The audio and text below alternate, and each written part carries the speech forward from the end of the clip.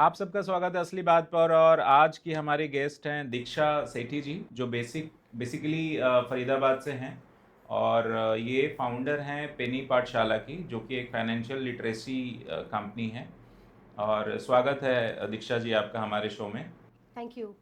और दीक्षा जी से हम आज बातचीत करेंगे असली बात में, और दर्शकों को बताएंगे कि आप अपना जो फंड है उसको कैसे मैनेज करें।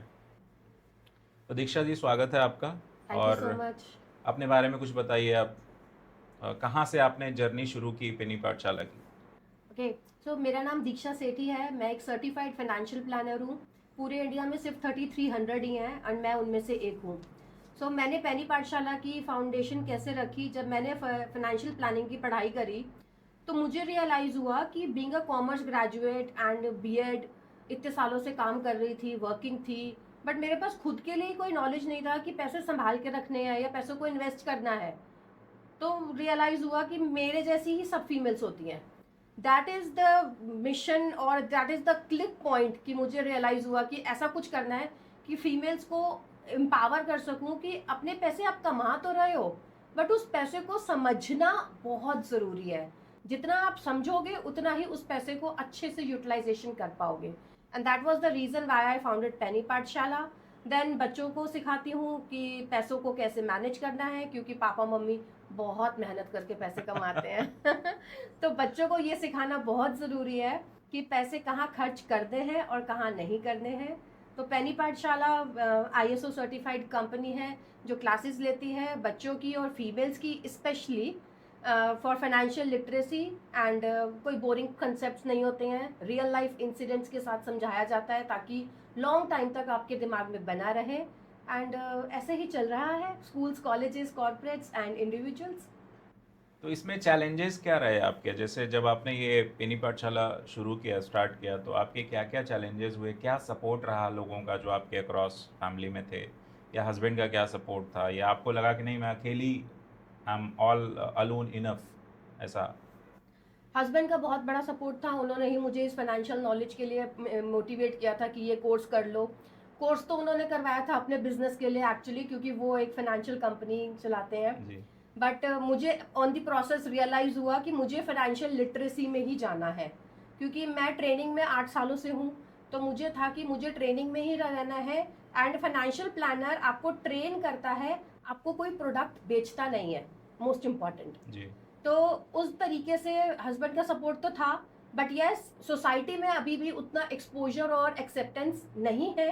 बिकॉज फाइनेंशियल लिटरेसी अभी भी लोगों को लगता है कि ये सिखाया जाता है कि पैसों को कैसे इन्वेस्ट करना है या पैसों को क्या करना है। बट फाइनेंशियल लिटरेसी आपका बिहेवियर मोल्ड करती है, आपको ये नहीं बताती कि पैसे कहाँ इन्वेस्ट करने हैं। आपको बिहेवियर की तरफ से ट्रांसफॉर्मेशन की ज़रूरत फाइनेंशियल लिटरेसी की तरफ से मिलती है। जी। जर्नी सो फार मैं देखूं फाइनेंशियल पेनी पाठशाला की, जो फाइनेंशियल लिटरेसी की हम बात कर रहे हैं, तो अभी तक आपको लगता है यू आर सेटिस्फाइड सो फार? और या फिर आपको कहीं जाना है? मतलब एक जो एंड पॉइंट होगा, एक जो आपने ऑब्जेक्टिव होंगे, आपके मिशन रीजन होंगे, तो वो सब क्या है? जरा थोड़ा खुल के बात करते हैं हम लोग इस पर। मिशन ये है कि जब भी फाइनेंशियल लिटरेसी की बात आएगी पेनी पाठशाला का नाम सबसे ऊपर आएगा। And yes, I have trained almost 500 plus people now. Very good. 200 plus बच्चों को ट्रेन कर चुकी हूँ बड़े बड़े स्कूल्स में, डीपीएस, एमडीआईएस, और स्कूल्स में ऑनलाइन ऑफलाइन कैंपस के थ्रू ट्रेनिंग्स दी है मैंने बच्चों को। और इंडिया ही नहीं, मैंने लंदन और दुबई के बच्चों को भी ट्रेन किया है फॉर मनी मैनेजमेंट। सो अभी तक सो फार जर्नी ठीक है। जी। बट यस, इंडिया में अभी भी बहुत अवेयरनेस की ज़रूरत है कि मनी मैनेजमेंट एक स्किल है और फिनेंसेस मैनेज करना एक आर्ट है जो सबको बहुत ज़रूरी चाहिए। तो इसमें, इस परिवेश में मैं देखता हूँ कि जो इंडियन मार्केट हम देखें तो उसमें फीमेल का कंट्रीब्यूशन जो होगा, मतलब 35% लमसम जो वुमेन हैं, वो उनका वर्कफोर्स है जो काम करता है। दोनों मार्केट की बात करते हैं, अर्बन एंड रूरल की। तो कंट्रीब्यूशन उनका बहुत ही कम है। जैसे मैं बात करता हूँ कि अगर एक काम को किसी मेल को 100 रुपये मिलते होंगे, तो वुमेन को 75-76 रुपीज़ मिलते हैं इस रेशियो में। हम्म। तो ये जो डिस्क्रिमिनेशन है, ये क्यों होता है? आपकी क्या अंडरस्टैंडिंग है इस पे? सी, ये डिस्क्रिमिनेशन इसलिए होता है क्योंकि फीमेल्स को यही नहीं पता कि इनकी पावर क्या है। अगर वो खुद ही नहीं खड़ी होंगी अपने लिए बोलने के लिए तो कौन करेगा? आपको अपना स्टैंड खुद ही लेना पड़ता है, कोई आपके लिए खड़ा नहीं होता है। अब आपको अगर पैसे के बारे में डिस्कस करना है, बात करनी है, तो पैसों की समझ बहुत ज़रूरी है उसके जी लिए। और वो समझ तभी आएगी जब आप खुल के पैसों के बारे में बात करेंगे। हमारे इंडिया में फीमेल्स को पैसों के बारे में बात करने के लिए मोटिवेट ही नहीं किया जाता। जब बात ही नहीं करेंगे तो समझेंगे कैसे और टेबल पे बैठ के नेगोशिएट कैसे करेंगे कि जी मेरी सैलरी तो इतनी होनी चाहिए, मैं इतना काम करती हूँ, या मेरा एक्सपेक्टेशन इतना है, मेरा स्किल इतना है। तो जब आप बात समझेंगे ही नहीं तो आप अपनी वैल्यू कैसे कैलकुलेट कर सकते हैं? जी। मैं देखता हूँ कई बार कि हम लोग इंडियन परिवेश में बात कर रहे हैं, इंडिया का जो एक क्लाइमेट है, जो इन्वायरमेंट है, तो उसमें मैं देखता हूँ कि जो मैरिड वुमेन की हम लोग बात करते हैं, तभी मतलब इंडिपेंडेंट होना ज़्यादा ज़रूरी माना जाता है। अदरवाइज़ जब आप अपने फादर के पैसे पे पलते हो, जब आप अर्न नहीं कर रहे होते हो, लर्न कर रहे होते हो, तो लगता है कि उनके बड़े-बड़े सपने होते हैं।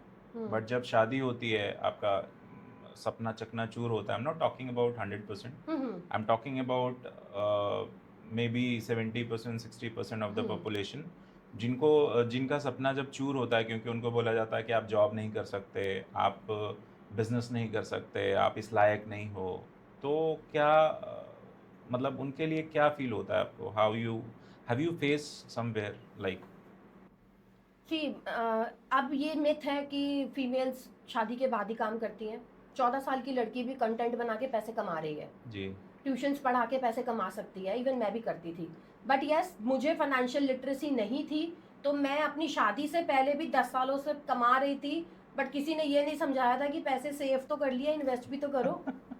अगर मैंने वो 10 साल ही इन्वेस्ट किए होते, पैसे को रीजनरेट या इंक्रीज करना पड़ेगा पैसों वो। को ग्रो करवाना पड़ता है, पानी देना पड़ता है। तो अगर मुझे भी किसी ने समझाया होता उन 10 सालों में, हम्म, तो शायद जब मैंने भी अपनी शादी के बाद एक ब्रेक लिया, बेबी के बाद, जी मोस्टली फीमेल्स की लाइफ में होता है, जी तो तब मेरे पास इतने पैसे होते कि अगर मुझे अपना कोई बिजनेस शुरू करना होता तो मैं एक थॉट ना लगाती, और मेरे पास अपने पैसे मैं अपना बिजनेस शुरू कर सकती थी।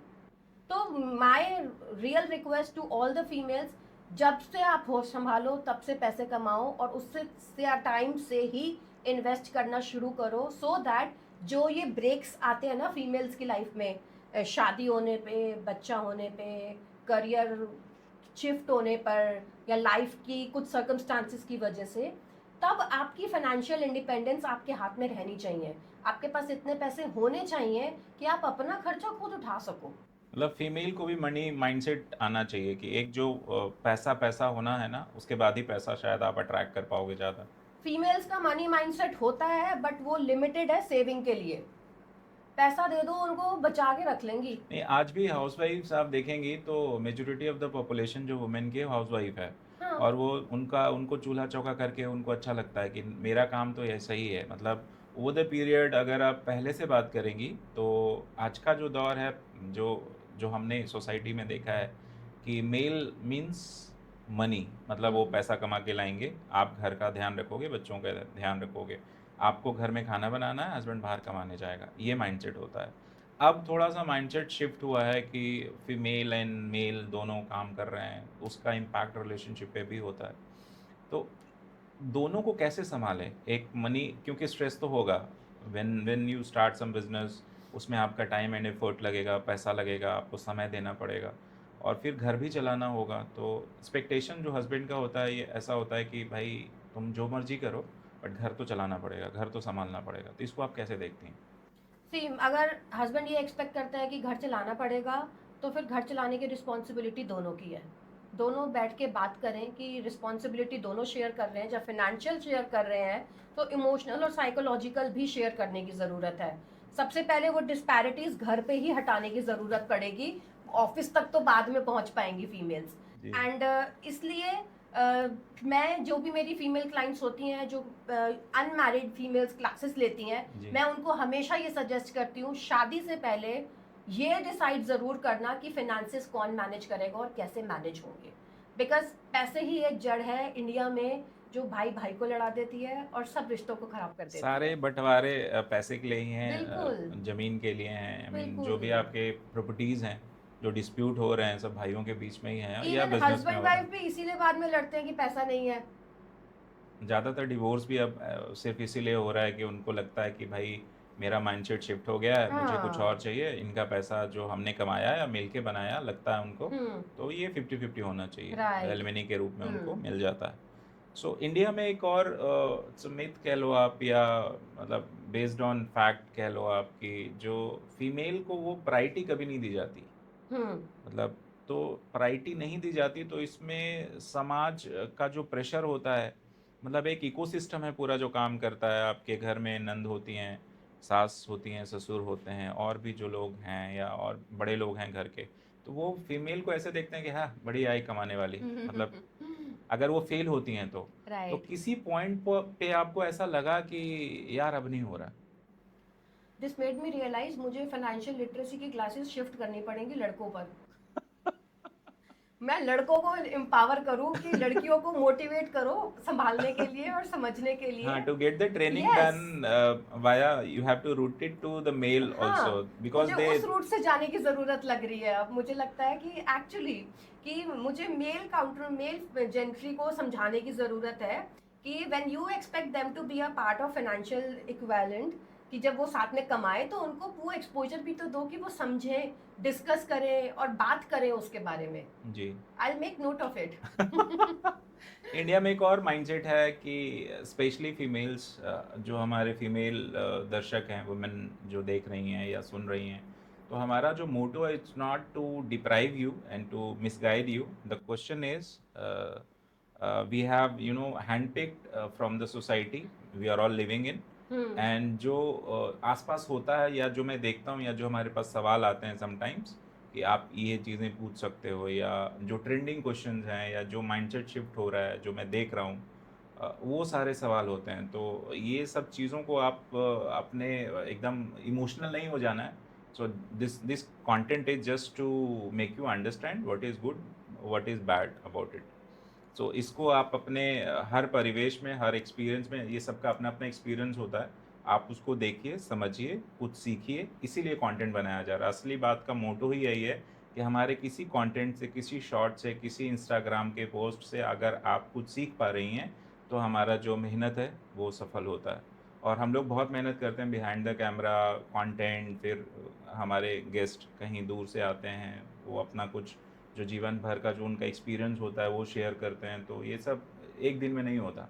मतलब उनको वर्षों लग गए होंगे ये सीखने में कि कैसे ट्रेन किया जाए माइंडसेट को, मनी माइंडसेट को कैसे ट्रेन किया जाए, क्योंकि मनी है तो ही आप हो। मतलब आजकल जो टाइम है बिना पैसे के तो है नहीं। बिल्कुल तो भी नहीं मुझे है। लगता है कि आपकी रिस्पेक्ट, आप कितने एडुकेटेड हो वो बाद में देखते हैं लोग, आप उससे पैसा कितना बना पाए इससे आपको जज करते हैं लोग। एग्ज़ैक्टली। तो अगर जब इस परिवेश में कलयुग में आपको पैसे से जज किया जा रहा है, तो मुझे लगता है कि पैसा ही कमा लो। और मैं कहती हूँ पैसा कमा लिया है तो उसको इन्वेस्ट भी कर लो। समझ के इन्वेस्ट करोगे तो ज़्यादा खुशी होती है। जी, एंड फीमेल्स को ये समझना इसलिए ज़रूरी है कि I always give an example. सबके घर में लाइफ इंश्योरेंस होता है। जी, लाइफ इंश्योरेंस मेल का होता है, पापा का, भाई का, जी। हस्बैंड का। तो वो लाइफ इंश्योरेंस क्यों होता है कि अगर उन्हें कुछ हो गया तो घर की रिस्पॉन्सिबिलिटीज कौन पूरी सँभालेगा? रहेंगी, राइट। बट क्या आपने अपने घर में फीमेल्स को ये समझाया है कि जो पैसे मिलेंगे उसको यूज कैसे करना है? नहीं सिखाया। जब एक फीमेल फाइनेंशियल लिटरेट होगी तो उसको ये पता होगा कि मैं इस पैसे को कैसे यूज कर सकती हूँ, इमोशनली नहीं, वाइज डिसीजन लेके। That is actual financial literacy. जी।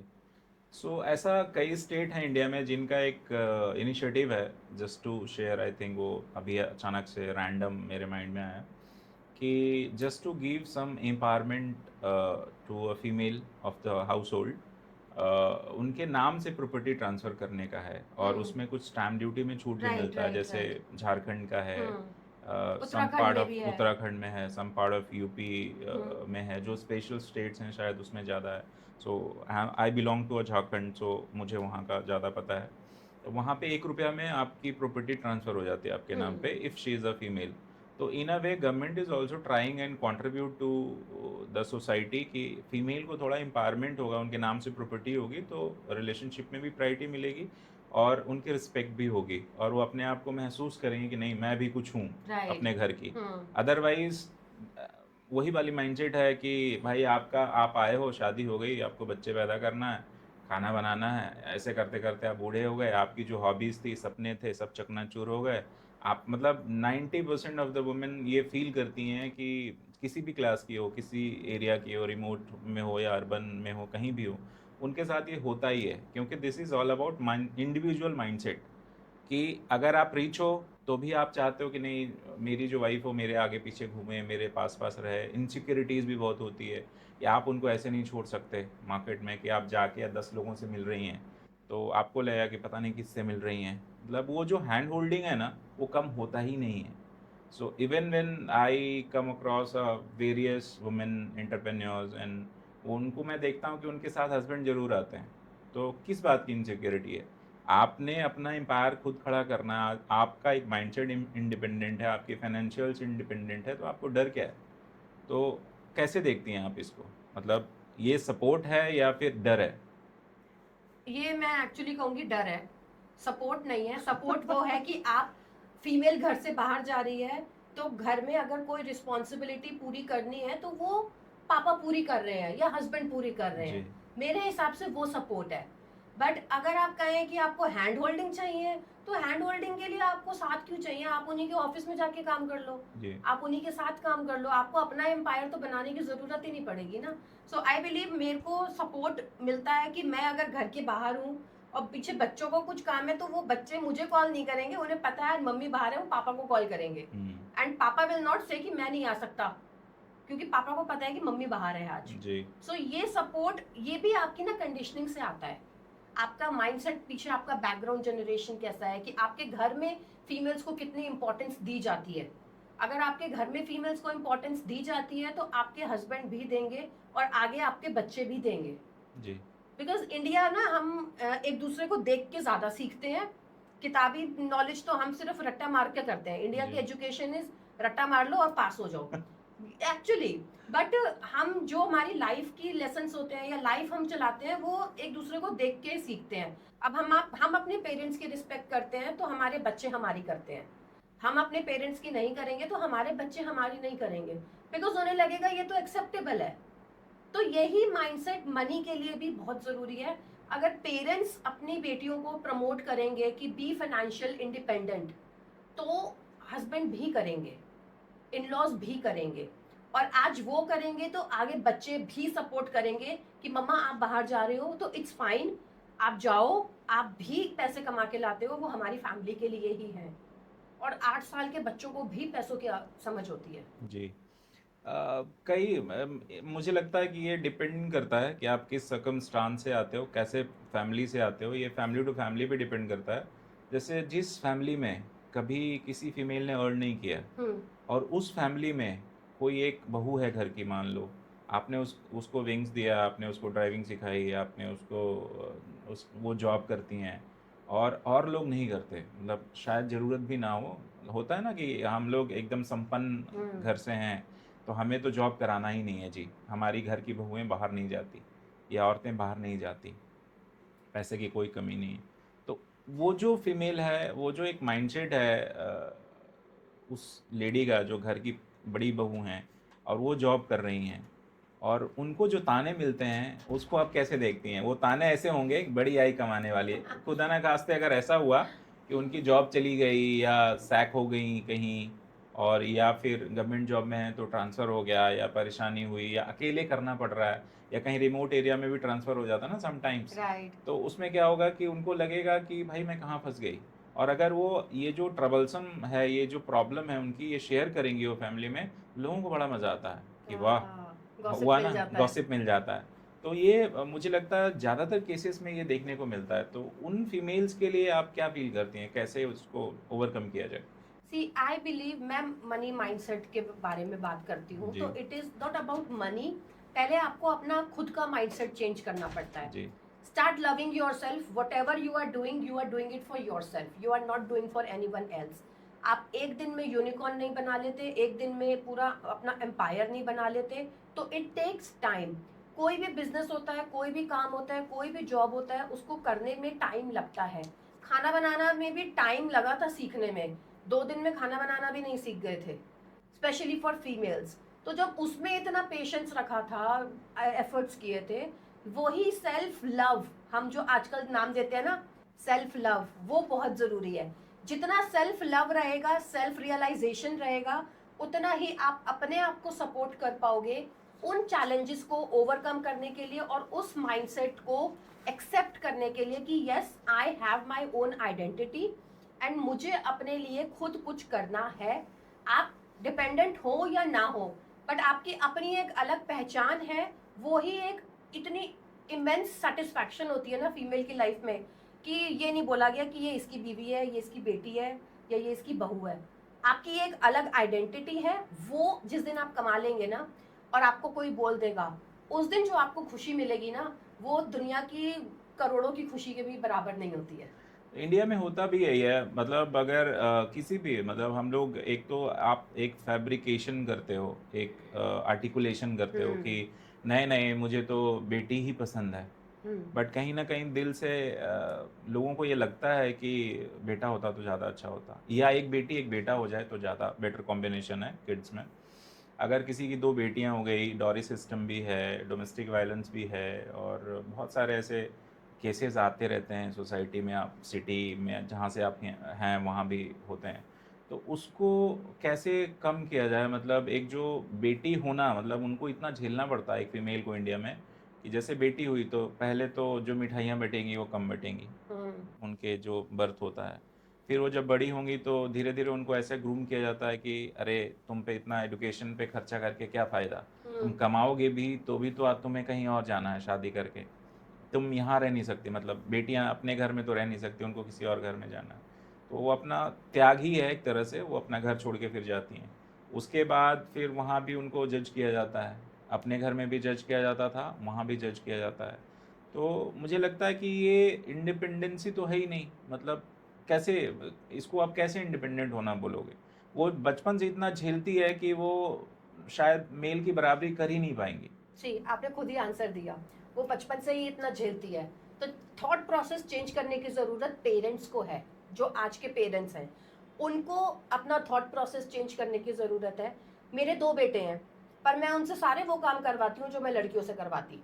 वो अपने बर्तन खुद उठाएंगे, वो अपने कपड़े खुद रखेंगे, वो अपने सारे काम खुद करेंगे। इवन वो मुझे किचन में भी हेल्प करते हैं, क्योंकि मैंने उनको सोचा ही नहीं वो बेटा है। मैंने ये सोचा है कि कल को जो मेरे घर में आएगी उसको एक सपोर्ट सिस्टम मिलना चाहिए। उसको ये नहीं मिलना चाहिए कि एक राजा बाबू मिला है और राजा बाबू को और बड़ा करना है। तो मैं ये सोचती हूँ कि हम अगर कुछ शिफ्ट चाहते हैं ना थॉट्स में, माइंडसेट में, तो वो शिफ्ट हम जो पेरेंट्स हैं जी। उनको शिफ्ट लाने की जरूरत है अपने थॉट प्रोसेस में पहले। जब हम थॉट प्रोसेस चेंज करेंगे, हम लड़का लड़की में डिफरेंस नहीं रखेंगे, तो आगे बच्चों को भी वही एक्सेप्टेंस रहेगी और वो वही करेंगे। जी। एंड लड़कियां सेफ हैं या नहीं है, आजकल तो लड़के भी सेफ नहीं है। हाँ, जो हम चाइल्ड जो अब्यूज़ हम, की हाँ, चाइल्ड चाइल्ड अब्यूज अब्यूज़ की सुनते बात हैं करेंगे तो उसमें या जो हम ज़्यादातर न्यूज सुनते हैं, तो आजकल तो लड़के भी सेफ नहीं है। तो there is no context now कि लड़कियां सेफ नहीं है या लड़के सेफ नहीं है। डोमेस्टिक वायलेंस लड़कों के साथ भी होता है शादी के बाद, बट वो इंडियन का कंडीशनिंग ऐसी है कि हमेशा वो प्रायोरिटी दी जाती है कि लड़की नहीं झेला, लड़के ने नहीं झेला होगा। बट अब लड़कियों आपको का जान के भी हैरानी होगी हम्म कि डोमेस्टिक वायलेंस के केस में अगर फीमेल, अब मर्डर का केस तो मर्डर ही है, हम्म बट जो एक वायलेंस का केस है या प्रताड़ना जिसको आप बोलते हो, हाँ, उसके लिए मेल के लिए कोई कानून ही नहीं है इंडिया में। राइट। क्योंकि अभी तक किसी को लग ही नहीं रहा ना होता है, पर एक्चुअली में तो हो रहा है ना। जी। वो हो रहा है तभी तो जरूरत है लॉ लाने की। वो लॉ क्यों नहीं आ रहा? क्योंकि अभी तक एक्सेप्टेंस ही नहीं है उस बात की। अभी भी हम उसी थॉट में रह रहे हैं पुराने कि लॉ, हाँ, पुराना कि थॉट। लड़का तो राजा बाबू रहेगा और लड़की उसके साथ आगे पीछे घूमती रहेगी। बट वो थॉट हमें ही चेंज करने की जरूरत है। हमें ये नए पेटिशंस लाने की जरूरत है कि लड़का लड़की बराबर है और एक्चुअली में है। तो वो थॉट हम ही लेके आएंगे, हम आगे अपने बच्चों को सिखाएंगे, तो ही वो आगे उसको कंटिन्यू करेंगे। जी। हमारे पेरेंट्स ने हमें जो सिखाया था हम वो लेके चल रहे हैं, बट हम शायद उस जनरेशन में हैं जो पेरेंट्स की भी सुनते थे और आगे अपने बच्चों की भी सुन रहे हैं। हम वो आखिरी जनरेशन है। हाँ, तो हमें ही वो शिफ्ट लाने की जरूरत है, क्योंकि हम ही एक्सटिंक्ट होने वाले हैं। तो वो थॉट्स को एक्सटेंड करने की जरूरत है जी कि लड़की पीछे रहेगी या लड़की ये नहीं करेगी, लड़का लड़की बराबर है तो उसको मानिए और प्रूफ कीजिए। मुझे लगता है आज का एपिसोड बहुत धमाल होने वाला है, जिसमें जो हमारी दीक्षा मैडम है, and she has a wonderful insight about women and independent mindset और फाइनेंशियल इंडिपेंडेंट माइंडसेट आप बोलो।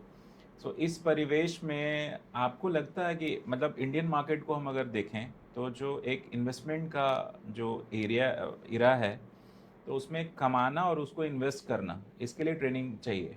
राइट। आप मानोगे मेरे घर में जो कुक आती है वो पैसे नहीं ले, सैलरी नहीं लेती, उसके पैसे इन्वेस्ट होते हैं। वाह। मेरे घर में जो हाउस हेल्प होती है, क्योंकि मैं बाहर रहती हूँ तो एक हेल्प चाहिए घर में, जी उसकी सैलरी का भी 10% मैं इन्वेस्ट करवाती हूँ। वो पहले दिन से ही डिसाइडेड था कि आप मेरे घर में जॉब करोगे, मेरे घर में आओगे तो आपके पैसे पूरे नहीं दूंगी मैं। मेरे घर में जो इलेक्ट्रिशियन आता है उसकी इन्वेस्टमेंट चलती है, मेरे घर में जो माली आएगा उसकी इन्वेस्टमेंट चलती है।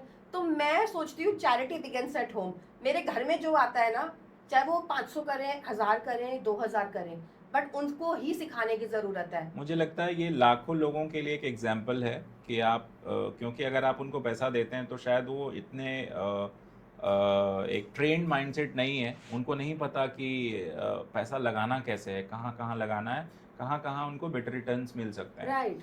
बट इस परिवेश में जहाँ पे हमारी जो 70-80% वर्कफोर्स है वो अनट्रेंड है, पैसा वो बना रही है, कमा रही है, बट उसको खर्च कैसे करना है ये उनको नहीं पता। और कहीं न कहीं डर का भी माहौल होता है कि अगर मैंने पैसा लगाया, शायद उनको पता ही नहीं होता कि किस-किस फंड्स में पैसा लगाना चाहिए, जहाँ से आपको बेटर रिटर्न मिलेगा। इंडिया में सिंपल होता है कि एक एफडी कर लो, तो आपको 5-6% का रिटर्न मिल जाएगा एनुअल। इसके अलावा ऐसे कौन से टूल्स हैं, जहाँ पे पैसा लगाएँ, तो लाइफ भी सिक्योर हो और जो फंड है, उसका बेटर रिटर्न मिले? म्यूचुअल फंड्स बहुत अच्छा क्योंकि प्रोडक्ट इंडियन है। मार्केट ऐसा ना फ्लक्चुएट करता रहता है राइट। और डर भी होता है कब क्या क्रैश कर जाए, नोबडी नोज, तो लोग थोड़ा डरते हैं मेरे ख्याल में। सी, एफडी की बात करें तो एफडी जो रिटर्न देता है ना, वो इन्फ्लेशन को ही बीट करता है सिर्फ। तो अगर आप एफडी में इन्वेस्ट कर रहे हैं तो इसका मतलब वो इन्वेस्टमेंट नहीं है, बस वो बैंक अकाउंट में पैसे रखे हुए हैं कि हमने पैसे बचा लिए। Next other investments is insurance, बहुत जरूरी है। अगर आप चाहते हैं ना प्रोटेक्शन, तो इंश्योरेंस लेना बहुत जरूरी है। अब तो गवर्नमेंट की भी इतनी सारी स्कीम्स हैं जिसमें आप हेल्थ इंश्योरेंस ले सकते हैं। हेल्थ इंश्योरेंस लीजिए। लाइफ इंश्योरेंस नहीं ले सकते तो एटलीस्ट हेल्थ इंश्योरेंस तो रखिए। म्यूचुअल फंड इन्वेस्ट करने का बहुत अच्छा प्रोडक्ट है, बट मैं ये नहीं कहती कि आप खुद ही डिसाइड कर सकते हैं, बिकॉज जी, उसको समझने के लिए भी बहुत नॉलेज चाहिए। थोड़ा रिस्की है वो। थोड़ा रिस्की है क्योंकि हर चीज को पढ़ना पड़ता है, समझना पड़ता है, तभी और आप डिसीजन ले पाते हैं। तो उसमें थोड़ा और अंदर घुसते हैं हम लोग, तो उसमें मुझे इतना आइडिया नहीं है हम्म। म्यूचुअल फंड का, बट जो मैं एडवर्टीजमेंट वगैरह को देख के या किसी ने थोड़ा गाइड कर दिया तो हमने देख लिया। लेहमैन, उसमें मैं बात करूं तो एक होता है एसआईपी, हाँ जी। जो थोड़े छोटे-छोटे अमाउंट का होता है जी। और वो बट वो सिस्टमैटिक होता है। जी। एक होता है लमसम इन्वेस्टमेंट, जी। तो दोनों में से बेटर कौन है? I will say SIP is much more better, okay, क्योंकि जब हम मार्केट की फ्लक्चुएशंस की बात करते हैं तो एसआईपी मार्केट के फ्लक्चुएशंस को बेटर कवर करता है और मैनेज करता है। लमसम का मतलब है, एग्जाम्पल देके बताती हूँ मैं जी, जी, आपको। जी। एक दिवाली के दिनों में सेल लगती है, दिवाली के दिनों में सब कुछ मिलता है सस्ता, तो हम तब खरीद लेते हैं। तो वो होता है एक लमसम इन्वेस्टमेंट, कि मार्केट में हमारे पास पैसे आए तो हमने डाल दिए, लेकिन जो सेल में प्राइस है उसी पे मिलेगा आपको। अब आप है कि रेगुलर आप उसी चीज को यूज करते हैं, जैसे फीमेल्स कपड़े बहुत खरीदती हैं, जी, तो कपड़े खरीदने के लिए आप साल में एक ही बार इकट्ठा स्टॉक नहीं खरीदते, हर बार करते हैं। दिवाली पे भी सेल आती है, न्यू ईयर पे सेल आती है, दशहरे पे आती है, होली पे आती है, सब इन फेस्टिवल्स पे इंडिया में सेल आती है। आप उन सेल्स का भी फायदा उठाते रहते हैं। दैट इज एसआईपी, कि आप हर महीने इन्वेस्ट कर रहे हैं, तो हर महीने किसी महीने आपको महंगा मिलेगा तो किसी महीने बहुत सस्ता मिलता है जो इन्वेस्टमेंट होता है। This is mutual fund investments. So SIP का मतलब है हर रोज थोड़ा थोड़ा देना, और लमसम का मतलब है मेरे पास कहीं से पैसा आ गया या मेरे को पैसा मिल गया तो मैंने वो एक साथ इन्वेस्ट कर दिया। जी।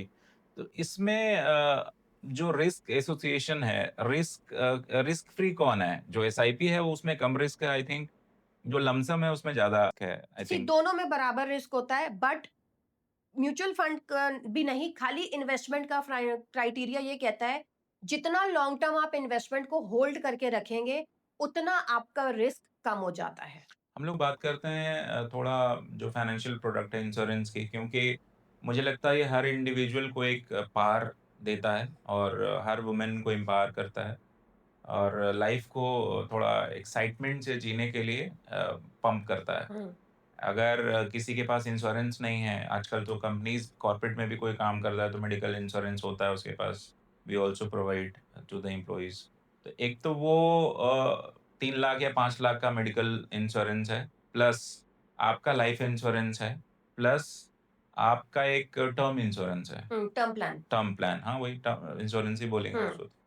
तो इन तीनों में बेस्ट क्या है? मतलब एक तो थोपा गया कि चलो मैं किसी कॉर्पोरेट में काम करता हूँ, तो उनको लगता है कि इसको कुछ हो जाएगा, तो मुझे इसको पैसे देने पड़ेंगे, so better to have medical और गवर्नमेंट की मैंडेट भी है वो, तो होना ही चाहिए। हुँ। दूसरा टर्म प्लान एंड इंश्योरेंस, इन दोनों में बेटर क्या है? तो टर्म प्लान को कैसे देखते हैं और इंश्योरेंस जो एक उसमें आपका रिस्क कवर भी है और फाइनेंशियल इन्वेस्टमेंट भी है आई थिंक, तो उसको कैसे हाँ। देखते हैं?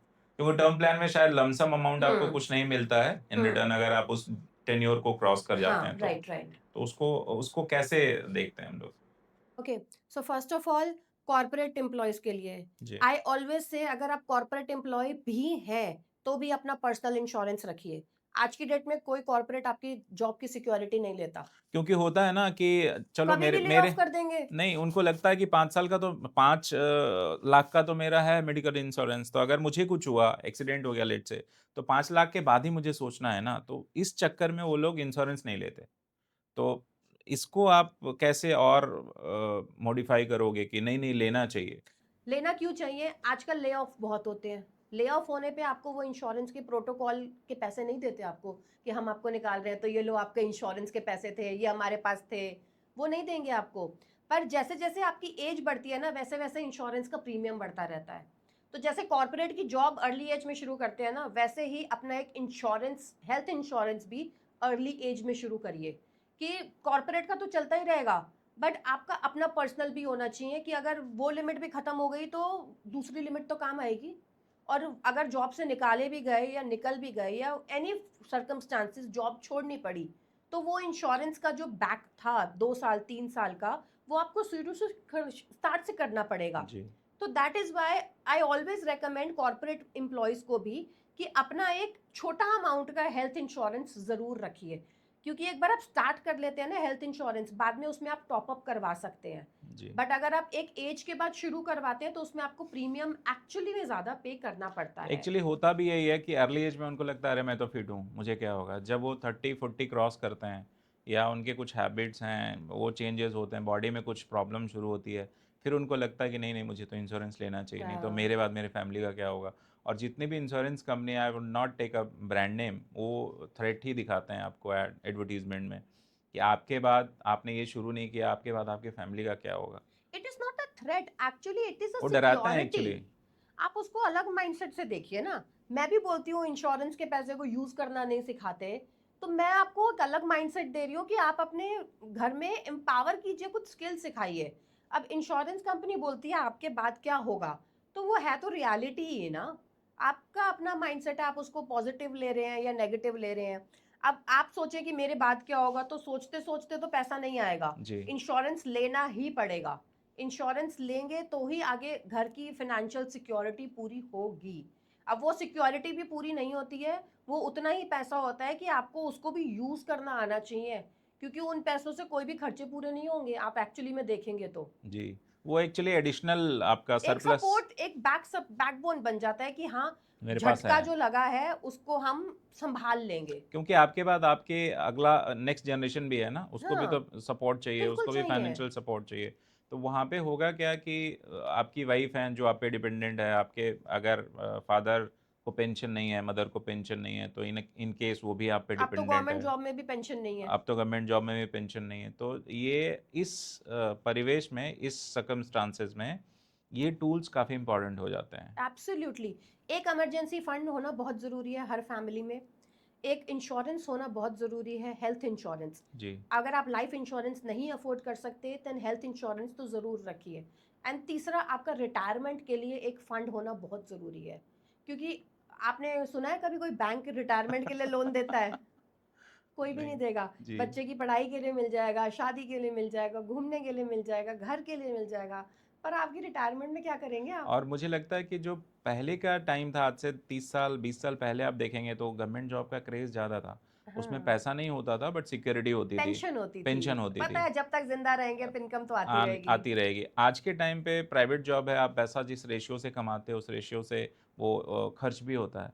तो उसमें फिर आपको ये फाइनेंशियल सेविंग्स और जो जो फाइनेंशियल प्लानिंग्स हैं वो हेल्प करता है आई थिंक। एग्ज़ैक्टली। सो इसको थोड़ा डिस्कशन को और आगे बढ़ाते हैं और लेके चलते हैं कि जो हमारे जहाँ से हमने शुरू किया था फीमेल माइंडसेट और फीमेल जो एक ट्रेनिंग का हुँ। जो हमने शुरू किया था कि जो माइंडसेट को हम ट्रेन करते हैं।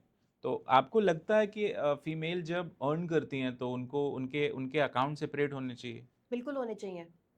क्यों होने चाहिए? क्यों होने चाहिए? सी आप मोस्ट इम्पोर्टेंट जब आप हाउसवाइफ है ना तो आपका भी एक सेपरेट अकाउंट होना चाहिए। अगर आप हाउसवाइफ हैं तो मैं तो ऑलवेज हमेशा ये कहती हूँ एक फीमेल का एक अकाउंट ऐसा होना चाहिए जिसमें वो अपना काला धन रखे। हर फीमेल के पास काला धन होता है, आप मानो या ना मानो। मैं मेरे पास जितना पैसा हाउसवाइफ के टाइम में था ना उतना पैसा अब नहीं है एक्चुअली जब मैं खुद कमा रही हूँ। तब मैंने भी अपना एक सेपरेट अकाउंट बनाया था। जी। एंड टू योर अमेजमेंट जब मुझे अपनी गाड़ी लेनी थी तो घर में डिस्कशन हुई कि गाड़ी कैसे लेंगे, एक अकाउंट आप पहले ही गाड़ी है उस पर लोन चल रहा है। देन मैंने कहा मेरे पास तो अकाउंट भी है उसमें लोन भी मिल जाएगा। तो ये सारे क्योंकि नॉलेज हो गई थी तब तो समझ आ गया था कि एक अकाउंट होना ज़रूरी है। उसी अकाउंट के भरोसे मैंने फिर गाड़ी भी ली। जी। तो एक अकाउंट होना बहुत ज़रूरी है, चाहे आप वर्किंग हैं, चाहे आप हाउसवाइफ हैं। घर में पैसे रखेंगे तो कोई फ़ायदा नहीं होगा, कुछ ग्रो नहीं करेंगे बल्कि वो डेप्रिशिएट ही करेंगे।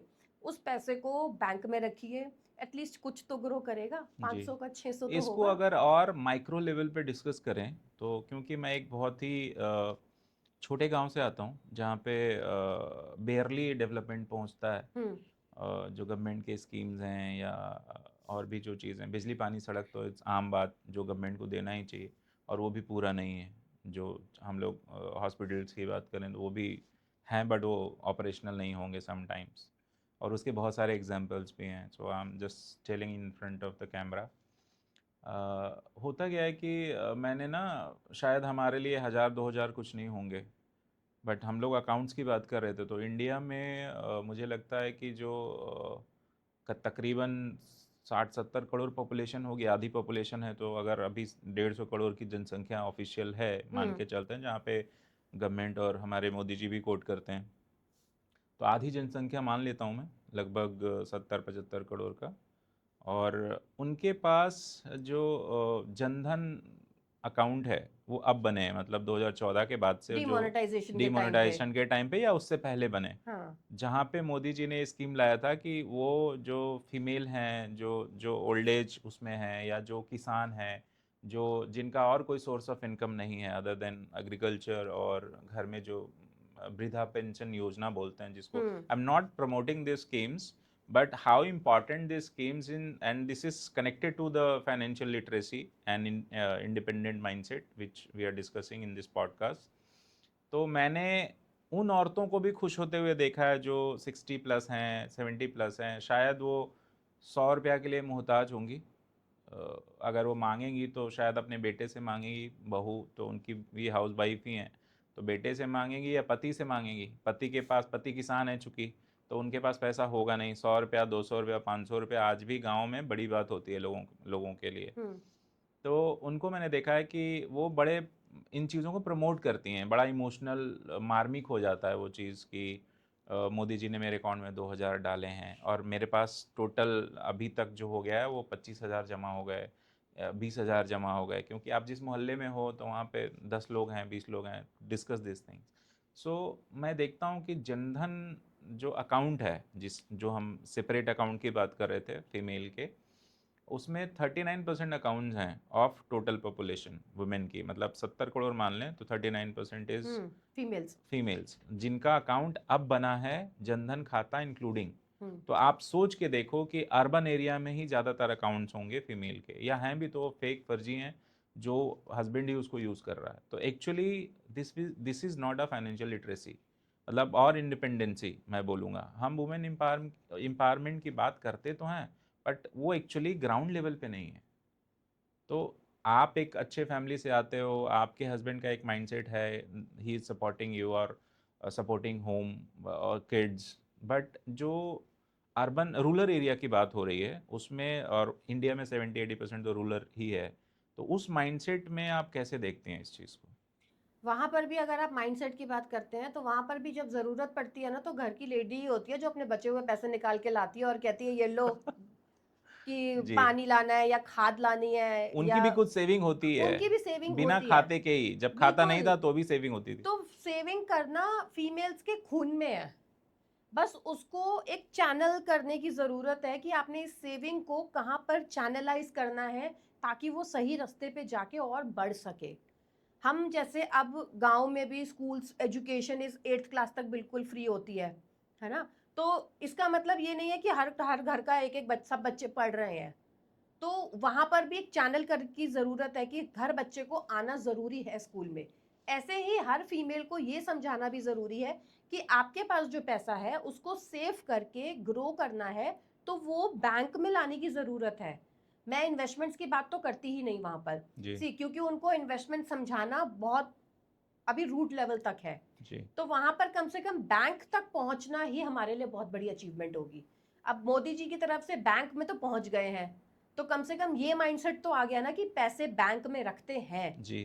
और उस बैंक के पैसों को जब हम उन्हें ये समझा देंगे कि कैसे बढ़ाना है या कैसे और ऐड करना है, तभी इन्वेस्टमेंट्स की बात करनी ज्यादा समझदारी होगी। क्योंकि उनका जो हैंड होल्डिंग है ना, उसी की मैं बात कर रहा, because they are not literate. Yes. तो उसमें क्या है कि उनको पता ही नहीं है कि पैसे को यूज़ कैसे करना है, या अगर गवर्नमेंट ही या बैंक ही उसको एसेट मानता हो तो मुझे नहीं मालूम, लेकिन जो उनके घर के लोग हैं वो तो पैसे पे उनकी नज़र होती है कि माँ तुम पैसे का करोगी क्या, माँ के पास पैसे हैं या तभी माँ दादी। की हाँ, कदर हो रही है। या दादी तुम पैसे का करोगी क्या, क्योंकि कंट्रीब्यूट तो आपको करना नहीं है, क्योंकि वही माइंडसेट है कि फीमेल हो आप, एक आपने एक फेज़ क्रॉस कर लिया तो आप पहले घर की बहू थी, अब आप दादी हो गई हैं, राइट। और सब लोग आपको वैसे ही देखते हैं कि भाई हमारे आप पोते पोती हो गई तो खिलाओ, करोगे क्या, आपको कोई काम तो है नहीं। तो इसमें मुझे लगता है कि ये जो स्कीम है इसने बहुत कंट्रीब्यूट किया है, और अक्रॉस द स्टेट की मैं बात कर रहा हूँ, क्योंकि मैंने अपने स्टेट में गांव में देखा है, इसलिए मुझे लगता है कि हर स्टेट में होगा जहाँ भी ये स्कीम है, पूरे इंडिया में ये रेदर। और अब भी आपको जान के आप सरप्राइज होंगी कि अब भी 39% अकाउंट है वुमेन की। तो मुझे लगता है आपकी आपका जो एक मिशन है ना, विज़न है जो जी। आप, उसमें आपको एक ऐड ऑन करना चाहिए। जैसे अब तक आपने कितनी फीमेल को ट्रेन किया है आई मनी थिंक माइंडसेट के लिए? Almost 400 plus. 400 प्लस वुमेन को ट्रेन किया है, तो आपको ये अपने उसमें शामिल कर लेना चाहिए कि भाई आप अपना एक सेपरेट अकाउंट रखो और सेपरेट इन्वेस्टमेंट रखो। ये तो मेरा मस्त है। और मुझे लगता है कि इसको आपको मिशन बना लेना चाहिए कि जितने भी फीमेल से आप जुड़ती हैं, you must ask that you have a separate account. I क्योंकि always motivate them to have a separate account जी, एंड हैव एन अंडरस्टैंडिंग कि आप, मैं अकाउंट इसीलिए खुलवाती हूँ, जब मैं सेशंस लेती हूँ ना, तो मैं अकाउंट इसीलिए खुलवाती हूँ कि आप उस अकाउंट से सिर्फ 500 रुपए की इन्वेस्टमेंट शुरू कर लो। जी। 500 का रिस्क तो ले सकते हैं। हाँ, हाँ, हाँ। 500 की इन्वेस्टमेंट शुरू कर लो and then see how it grows. अभी तो जब आपको दिखेगा ना वो ग्रो करता है, तो आप अपने आप उसमें पैसा और डालने लग जाओगे। मुझे लगता है कि एक होता है, जैसे आपका एक प्लेटफ़ॉर्म है, ऐसे बहुत सारे प्लेटफ़ॉर्म्स हैं, तो various online platforms like PhonePe, Paytms and other Google Pay, they are all promoting financial products and SIPs, gold में इन्वेस्टमेंट, है ना, म्यूचुअल फंड में इन्वेस्टमेंट, एसआईपीज़ वहीं से करा रहे हैं वो लोग। तो उनका भी एक बड़ा कंट्रीब्यूशन है, क्योंकि इनका आप हर फ़ोन में आप पेटीएम देखेंगे, हर फ़ोन में आप यूट्यूब देखेंगे, हर फ़ोन में आप इंस्टा देखेंगे।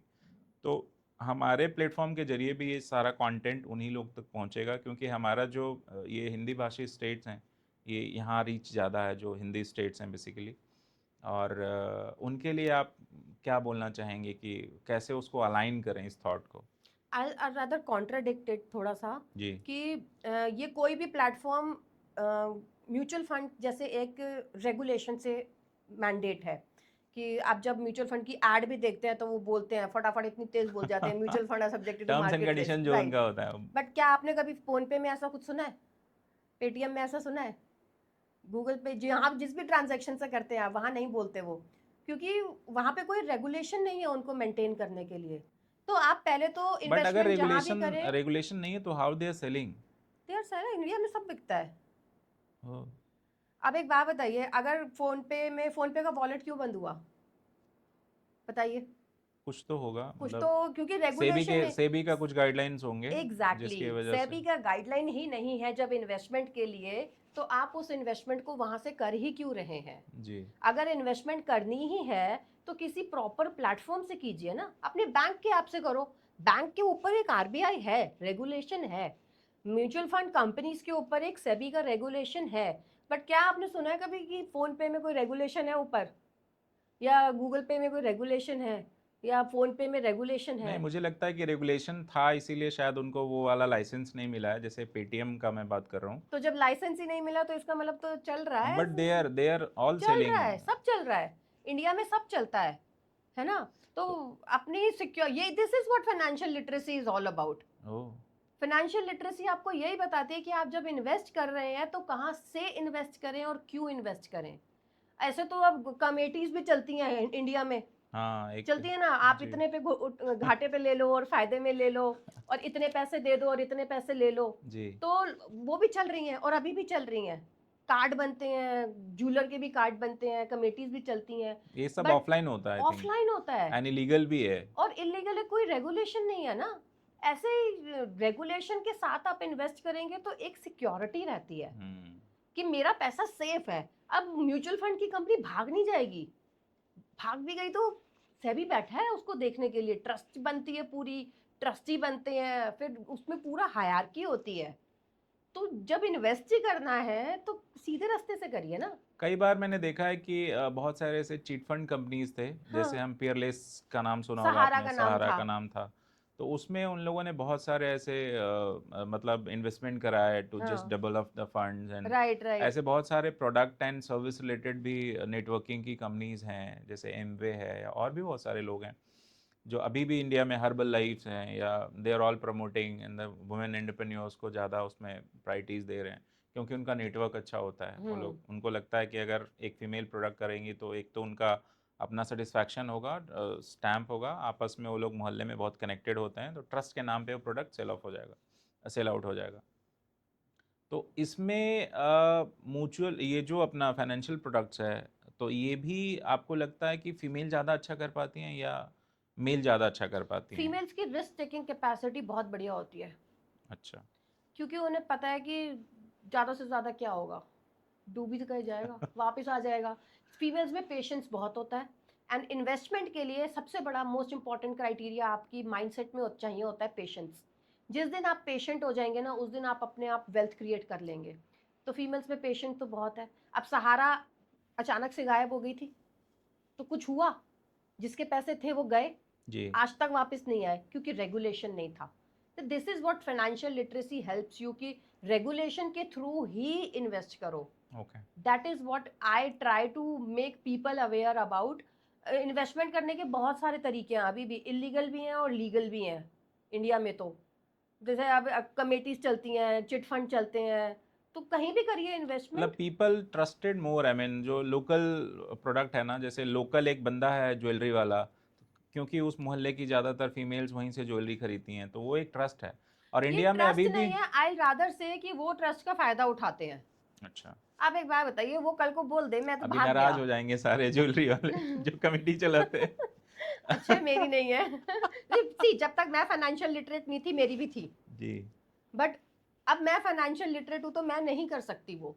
मैं खुद को ही कहूंगी कि जब मुझे करना ही है तो मैं म्यूचुअल फंड का गोल्ड ले लूंगी ना, जी। वहां भी तो वही अप्रिसिएशन मिलेगा। ये तो है नहीं कि वो ज्वेलर वाला भैया कहेगा आज आधे दे जाओ, आधे कल दे जाना, और वो भाग गया, फिर क्या मुझे करेंगे? लगता है कि वो जो चीज़ें होती थी वो हस्बैंड से छुपा के ज़्यादा होती थी। तो म्यूचुअल फंड भी हो सकता है, किसने बोला?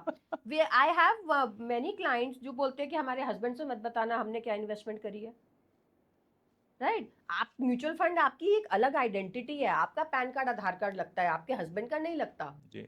तो आपको अपना म्यूचुअल फंड पोर्टफोलियो बनाना है तो आप उसके लिए सीखने के लिए ही बना रहे हैं तो बनाइए ना, सीखिए म्यूचुअल फंड, बताइए हस्बैंड को। जिस दिन कॉर्पस बनेगा ना उस दिन बताना हस्बैंड को आज मैंने इतने करोड़ इकट्ठे कर लिए, तब देखिए घर में कितनी वैल्यू हो जाएगी आपकी भी। मुझे लगता है कि इंडिया में जो वही बात है कि हम लोग फीमेल को इतना प्रायोरिटी नहीं देते, प्रायोरिटाइज नहीं करते, या जो फीमेल माइंडसेट है वो भी मैंने जो देखा है कि मैं तो अपने वो खुद एक्सपीरियंस ही से, इनिशिएटिव नहीं खुद लेती ही है। इनिशिएटिव नहीं, आपको भी फेस, प्रॉब्लम इज दिस, आपने भी फेस किया होगा। मैंने भी फेस किया है। कई बार उनको लगता है कि क्यों करना है, मतलब आज भी मैं ये देखता हूँ कि जो अगर मैं 100% की बात करूँ तो 10% भी मुश्किल है, मतलब 5% तो टॉप वुमेन जिनको अपने दम पे जीवन जीना पसंद है, और उनके वो फिर वेल्थ क्रिएट कर रही हैं, वो इन्वेस्ट कर रही हैं, वो सीख रही हैं, वो पढ़ाई कर रही हैं, वो बाहर जा रही हैं, they are all dealing with the problems.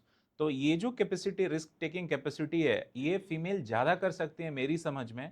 क्योंकि आपके अगर if you are a married, तो आप किसी रिक्शा वाले से तो शादी नहीं कर लोगे ना। आप अगर आप जिस फैमिली से आते हो, या आपकी जो एक इनकम ब्रैकेट है, तो आपका जो हस्बैंड का इनकम ब्रैकेट होगा वो ज़्यादातर केसेस में शायद ज़्यादा ही ज्यादा होगा, ही होता कम है, नहीं होगा। हाँ। या कई बार वो डिप कर जाते हैं, या कई बार नहीं बन पाता है, कई बार ट्रांजिशन फेज होता है कि आप नौकरी छोड़ रहा है, आपने बिजनेस शुरू किया, तो आपको मतलब फीमेल का सपोर्ट चाहिए, पार्टनर का सपोर्ट चाहिए, या और भी घर में कोई सक्षम है, फादर हैं या मदर हैं जो गवर्नमेंट जॉब में थी, या हम्म। उनके बिजनेसेस है, या इंसेस्टर बिजनेसेस हैं, तो आपको वहाँ सपोर्ट मिल जाता है। बट ज़्यादातर केस में मुझे लगता है कि फीमेल इनिशिएटिव ही नहीं लेती। यही तो प्रॉब्लम है फीमेल्स का, उनको समझना ही नहीं है, उनको लग रहा है बैठे बैठे सब काम हो रहे हैं। मैं हाँ फीमेल्स को इसलिए मैं खुद बोलती हूँ क्योंकि मैं भी वही थी। जब तक मैंने नहीं पढ़ा था तब तक मैं भी वही थी। मुझे भी बोला जाता था साइन कर दो, इन्वेस्टमेंट करनी है, तो मैं कर देती थी। बट जब खुद समझा तो एक्चुअली में रियलाइज हुआ कि अब हम दोनों इकट्ठे मिलकर डिस्कस करते हैं कि ये ज़्यादा अच्छा है हमारे लिए, इससे हमारा गोल इतनी जल्दी अचीव होगा। अब मैं भी कॉन्शियस होती हूँ कि मुझे इन्वेस्टमेंट के लिए अपना रेजीम फॉलो करना है। पहले तो मुझे होता था मुझे पता ही नहीं। अब जब पता है तो मुझे, अब देखिए जैसे हेल्दी हैबिट्स हैं, जी सबको पता है योगा करना जरूरी है, पर करते कौन लोग हैं जिनको एक्चुअली में बेनिफिट हुआ है योगा से। तो इन्वेस्टमेंट भी वही करते हैं जिनको पता है कि इन्वेस्टमेंट से बेनिफिट होगा। मेल हमारी इंडियन सोसाइटी में वो देखते आते हैं, बचपन से डिस्कस करते हैं कि पैसा जोड़ने पे बढ़ता है, पैसा इन्वेस्ट करने पे बढ़ता है, चाहे आप वो बिजनेस में लगाएं, चाहे आप वो किसी इन्वेस्टमेंट ऑप्शन में लगाएं। बट फीमेल्स को वो एक्सपोजर ही नहीं दिया था तो उनको पता कहाँ से चलता। जब उनको एक्सपोजर अब मिल रहा है तो वो अपने कंफर्ट जोन से बाहर ही नहीं आना चाहती हैं कि हम क्यों दिमाग लगाएं। और दिमाग तो लगाना ही नहीं होता फाइनेंशियल लिटरेसी का पार्ट। आपको सिर्फ ये समझना ज़रूरी है कि ये ज़रूरत की चीज़ है और इसका फ़ायदा क्या है। आई नेवर से कि आप इतना पढ़ लो, फाइनेंशियल लिटरेट हो जाओ कि आप म्यूचुअल फंड भी खुद सेलेक्ट कर लो, इंश्योरेंस पॉलिसी भी खुद सेलेक्ट कर लो, राइट। जी। तो उसके लिए तो एक्चुअली में टाइम लगता है, पढ़ना पड़ता है, एक्सपीरियंस लगता है। पर कम से कम इतना इनिशिएटिव तो लीजिए ना कि मेरे पास ये पैसे हैं, इसको इन्वेस्ट मैं खुद करूंगी, अपनी मर्जी से करूंगी, अपने गोल के लिए करूंगी। जी अब क्या फीमेल्स के अपने गोल नहीं होते, उनको मन नहीं करता कि हम अकेले घूमने जाएंगे, मेरे पास अपनी गाड़ी हो, मेरा अपना घर हो, राइट। तो उसके लिए मेहनत करनी पड़ती है। आप वुमेन एम्पावरमेंट की बात बहुत करते हैं हम लोग, बहुत, hmm. There is a lot of buzz about it, that actual में वुमेन एम्पावरमेंट होता क्या है? वुमेन एम्पावरमेंट मेरी समझ से होता है कि फीमेल्स को इतना एक प्लेटफॉर्म मिलना चाहिए कि वो बिना डरे अपनी बात कर सके। जी चाहे वो पैसों की हो, चाहे वो रिलेशनशिप के लिए हो, चाहे वो इमोशनल हो, चाहे वो साइकोलॉजिकल हो। जब आप फीमेल को इतना एक स्पेस दे दें कि वो खुल के बोल सके, बिना जजमेंट के डर से बोल सके और बिना जज हुए बोल सके, दैट इज एम्पावरमेंट। सो एक तो ये हो गया आपका, दूसरा मैं देखता हूँ कि सोसाइटी का एक ब्रैकेट होता है। हम्म। तो सोसाइटी का ये ब्रैकेट होता है, जैसे मैं अगर if I am roaming around in the market, some women are smoking, some hmm. Are drinking, clubbing कर रहे हैं, घूमने जा रहे हैं, अकेले कर रहे हैं, तो लोगों को लगता है देखो बिगड़ैल औरत है, हम्म। मतलब, या ये फीमेल देखो, ये है वुमेन एम्पावरमेंट। तो कई कई माइंडसेट ऐसा होता है जो ये बोलते हैं कि देखो ये इंडिपेंडेंट होने का ये बेनिफिट है।